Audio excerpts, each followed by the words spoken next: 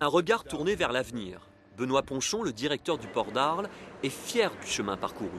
Depuis 16 ans qu'il travaille ici, le port s'est développé et il est aujourd'hui un modèle. Une infrastructure dont les caractéristiques le différencient des autres. On ne sera jamais le grand port maritime de Marseille, on ne sera jamais le port de Sète. On a une position assez spécifique et singulière.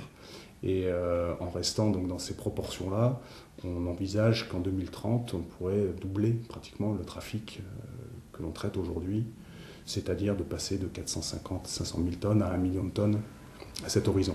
Du tonnage en quantité, mais avec une spécificité, l'accueil des bateaux de 3000 tonnes, et cela grâce aux travaux engagés en 1992 où on casse la veine de pudding sous le fleuve, augmentant ainsi le tirant d'eau.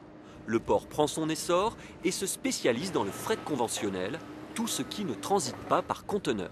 C'est la niche qu'occupe le port d'Arles en termes de trafic maritime par rapport aux grands ports maritimes qui misent sur la massification. On parle de grands minéraliers, de pétroliers de 200 jusqu'à 250 000 tonnes. L'agrandissement des quais et des surfaces de stockage a permis de compléter l'infrastructure.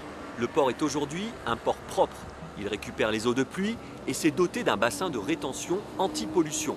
Ces derniers travaux clôturent des investissements de plus de 7 millions d'euros.